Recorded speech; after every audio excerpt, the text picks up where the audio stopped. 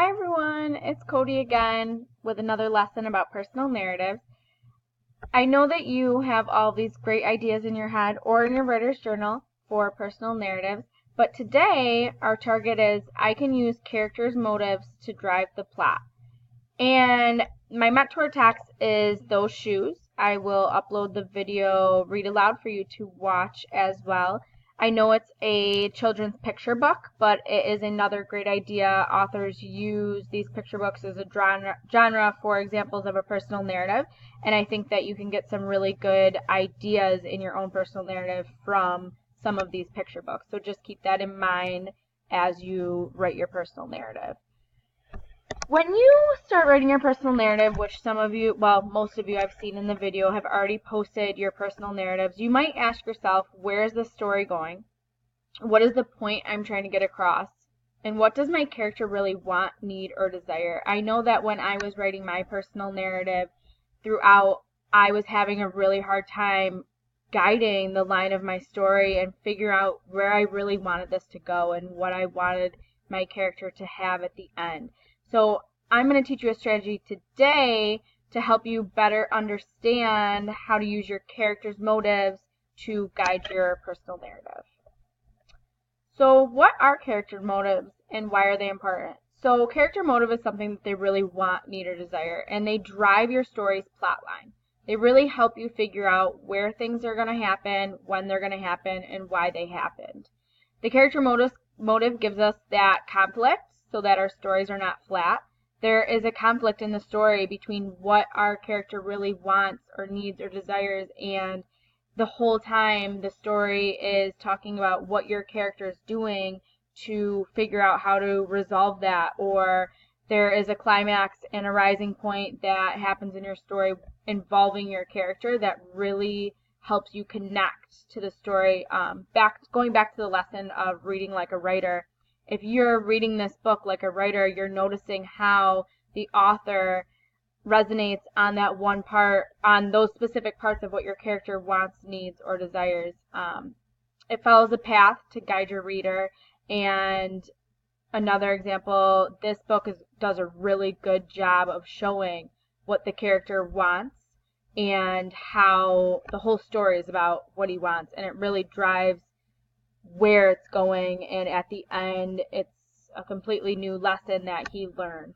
So make sure that you watch that. The strategy I'm going to teach you how to use today is a somebody wanted but so then graphic organizer.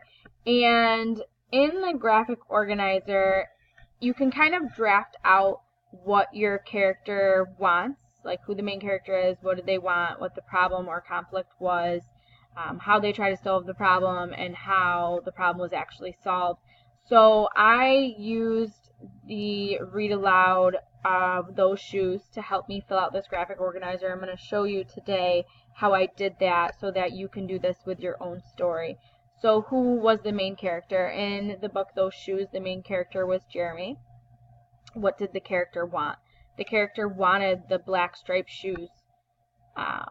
And you see that throughout the whole beginning. That's kind of the introduction part of your story. But what was the problem? Jeremy's family could not afford the shoes. So there was a conflict. They could not afford the shoes. How did the character try to solve the problem? So rising, the going around trying to find a pair of those shoes for a cheaper price. Grandma and Jeremy went around trying to find the shoes for a cheaper price. And how was the problem solved? Jeremy started to get over the fact that he wanted those shoes and realized he wanted to be kind to another student. So that was the falling action and the resolution at this point. And throughout the book, I think that the author, if you were reading the book or listening to the book on the YouTube video that I post, I think that the author does a really great job at showing how those characters' need for those shoes gives us this flow. So I put up this picture of the plot just to kind of give you an idea of, so in the beginning, the introduction, the opening, the somebody was Jeremy, and his want was those striped shoes. But the conflict, the problem was that his mom or his family did not have enough money to buy him those new shoes that every student in the school had. So rising up to that, they were looking. Finally, they find these shoes, but they don't fit. And Jeremy tries to wear them, but throughout the falling action, you know, he's thinking about this other student who could really use those new pair of shoes. And at the end, the resolution is he gave those shoes. So that somebody wanted here, but the conflict here. So they did this here, then that falling action going down, and what happened then. So if you go back to the somebody wanted but so then chart to use your character's motives, it's really clear where your story is going to go, and it kind of gives it that lively flow that a story needs instead of having a flat storyline. So how do you use this in your own narrative? First, use the somebody wanted but so then template to draft out your own character's motives. I started to write a narrative and I didn't think about what my character wanted. I thought about it as myself, so I can think to myself that I really wanted this, but putting it on paper is a different story. So it's really helpful to use that somebody wanted but so then template to think about what your character wanted, and if you're the reader, thinking about your reader as well, what they need to know. So it can go vice versa. If I'm reading a book as a writer, what am I noticing that the author is doing and trying to get me to? So when I do this in my writing, I need to be able to transfer that over. So using this template will really help you figure out your character's motives and where your story needs to go. So use the motives to guide that plot line that I showed you throughout your story. You'll notice the somebody wanted is going to get you started, and then it's going to flow once you know what they wanted and what conflict really arose from that and how it's going to go throughout your story. And then you're going to notice the magical flow. Once you have these ideas of what your character motives are, you can make actions in your story and in your narrative to make that even stronger.